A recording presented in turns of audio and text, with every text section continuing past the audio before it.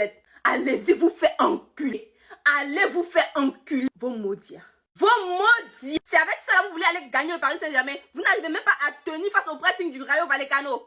Dans son petit stade, avec sa vilaine pelouse. Et vous voulez aller gagner le Paris Saint-Germain, qui est champion d'Europe en titre, qui a fini en finale de la Coupe du Monde des clubs. Vous êtes défoncés. Vous êtes défoncés. Une équipe d'incapables. Incapable de battre le Rayo Vallecano. Incapable de jouer ensemble. Même de 5 passes aujourd'hui, c'était impossible à faire.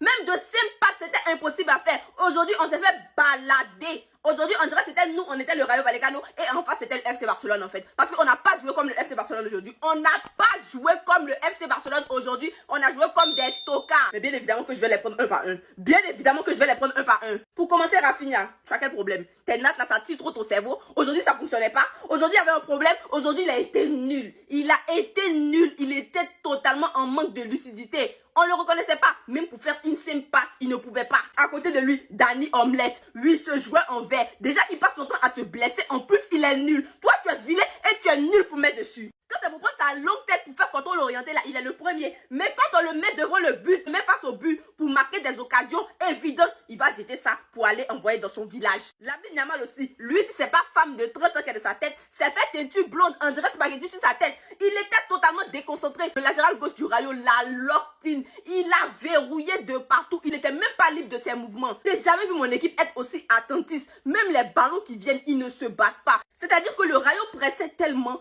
et nous, on était tellement comme ça, on jouait avec tellement de suffisance que je ne reconnaissais pas mon équipe en fait. On dirait que c'était nous, on était une équipe de 2e division et eux étaient les champions en titre. Alors que non, c'est nous les champions en titre, mais on joue comme des tocards, on joue comme des gens qui n'ont même pas vu un ballon depuis 9 mois. C'est quoi ces sauvageries? C'est quoi ces sauvageries? Avec ça, vous voulez aller loin? Avec ça, vous voulez gagner la Ligue des Champions? Vous voulez gagner encore des titres comme la saison dernière? Mais oubliez ces cancres-là qui jouaient, on dirait, une équipe qui a déjà remporté la Ligue des Champions, qui a déjà remporté la Liga, qui a déjà remporté la Coupe d'Amérique, qui a déjà remporté toutes les compétitions. Ils jouaient avec tant de suffisance que ça m'énervait. Ils se battaient même pas sur le deuxième ballon. On dirait qu'ils n'étaient même pas venus chercher les 3 points en fait. On dirait qu'ils n'étaient même pas venus chercher les 3 points. Aujourd'hui, les seuls joueurs que j'ai à remercier, ce sont Johan Garcia et Christensen. Sinon, le reste là, 0, 0, 0. Koundé, si tu as un problème que tu ne peux pas jouer, faut te reposer. Reste sur le banc. Si tu as Goumé ou tu as autre chose, reste sur le banc. Parce que c'est pas possible. On ne peut pas jouer avec autant d'état d'âme en fait. On ne peut pas jouer et puis on est autant déconcentré. C'est pas possible. Si Johan Garcia n'était pas là, on allait perdre ce match 7-1. Je vous assure. On allait perdre ce match 7-1. Parce que le gars, il a fait un match sensationnel. Et toi, Ter Stegen, tu n'es pas là, tu es blessé, oui. Mais fais déjà tes valises pour quitter le club. Fais déjà tes valises pour quitter le club. Parce que toi aussi, tu m'énerves. Tout ça, c'est de ta faute. Tout ça, c'est de ta faute. En vrai, de vrai, je pense qu'on doit abandonner ce système de 4-2-3-1. Parce que les numéros 10 qu'on a là, ils ne foutent rien. Je préfère qu'on passe en 4-3-3 avec Pedri, Gavi, De Jong. Je préfère. Je préfère parce que Olmo, Fermin, ils ont d'autres choses à faire. Ce qui arrive maintenant, c'est la trêve internationale. J'espère qu'ils vont se reposer pour remettre leurs neurones là en place. Parce qu'actuellement, c'est vraiment tout sauf en place. Jusqu'à Barça. S'il vous plaît, s'il vous plaît, s'il vous plaît. Me parlez pas de l'état du terrain. Me parlez pas de la VAR. Me parlez pas de penalty, pas de penalty. On a eu de la touche. Mais une touche pas possible s'en sortir avec 1 point aujourd'hui. On est venu se faire bousculer comme des enfants, comme des petits. Autant de tirs de chaque côté. Ils ont plus cadré que nous. Et j'imagine même pas l'issue du match si cet homme il est pas là. Alors que ça aurait pu se passer autrement. Hein. Si Rafinha il avait donné à Ferran, ça aurait pu se passer autrement. Si Olmo il avait juste branché ses 2 neurones juste pour cadrer là. Face au but, à bout portant. Et le match, il se passe peut-être différemment si d'entrée de match on réussit à se mettre en confiance avec des buts. Mais non, on s'est fait rouler dessus. Pas d'excuses, quand l'homme du match c'est ton gardien, c'est que t'as été nul. C'est que ton gardien a été sollicité. En intensité, ils nous ont mangé. Techniquement, ils nous ont mangé. Dans l'envie, ils nous ont mangé. L'ambiance du stade, pas possible. Donc ouais, aujourd'hui, venez pas chercher d'excuses. Il y a des matchs comme ça. Il y a des matchs où on est bon, on est la meilleure équipe du monde, on crie sur tous les toits. Et il y a des matchs où tu pues la merde comme aujourd'hui. On a pué la merde. Et je le répète, le point du nul pour le match qu'on a sorti aujourd'hui, c'est déjà beaucoup. À un moment donné, que ce soit Olmo ou Fermin, il y en a un des deux qui doit arrêter de se foutre de notre gueule. Ils doivent devenir réguliers. C'est tout le temps comme ça entre Olmo et Fermin. Fermin va être titulaire, il va pas faire un bon match. Olmo va rentrer, il va faire un bon match. Olmo va être titulaire, il va pas faire un bon match. Fermin va rentrer, il va faire un bon match. Et le match de Olmo aujourd'hui, les gars, c'est le tournant du match. Cette action, c'est le tournant du match. C'est le joueur qui a eu le plus d'occasions et qui les a tous ratés.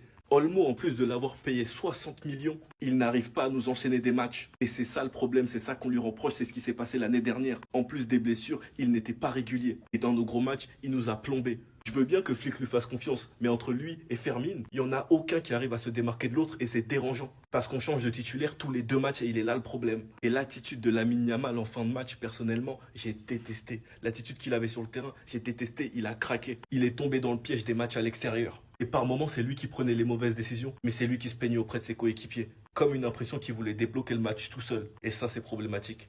Enfin bref, sinon vous les gars, vous en pensez quoi? Ramenez-nous sur Snap, on s'ennuie. La vraie question, c'est si cette défense se réveille pas, on va en prendre combien face à Newcastle à l'extérieur et même face au PSG à domicile? Combien on va en prendre si cette défense ne se réveille pas? Eric Garcia en défenseur central, les gars, c'est catastrophique. Le nombre de ballons qu'il a perdu, le nombre de relances ratées, le nombre de buts qu'il allait nous coûter. Koundé, la reprise, elle est archi difficile lui aussi, il n'était pas du tout dans son match. Son côté, c'était une passoire, tout le monde passait. Et il arrêtait personne. Et il a vite été bridé car il a pris carton jaune. Christensen, par contre, il sort un gros match et il nous a lui aussi sauvés. Et franchement, dans ce match, si c'est pas Christensen, si c'est pas Baldé et si c'est pas Johan Garcia qui nous sort un match énorme. Johan Garcia nous a sauvé les fesses. C'était lui le meilleur joueur sur le terrain aujourd'hui. Côté Barcelone, le nombre d'arrêts qu'il a proposé, que les actions soient hors jeu ou pas, il nous a littéralement sauvés. Et au moins, ça rassure car on sait que nous avons un très bon gardien. Et du côté de la défense, je pense que Flick doit essayer de tester ça, Koubarsi et Christensen, ou même mettre Christensen à Araujo, j'en sais rien. Pour l'instant, Eric Garcia, défenseur central, ça me rassure pas personnellement. Latéral droit, il est bon, mais défenseur central, ça me rassure pas du tout. Après, peut-être qu'il va falloir se remettre en question sur le piège du hors-jeu, j'en sais rien. Mais pour l'instant, la défense du Barça, elle est catastrophique. Enfin bref, sinon vous les gars, vous en pensez quoi? Ramenez-vous sur Snap, on s'ennuie.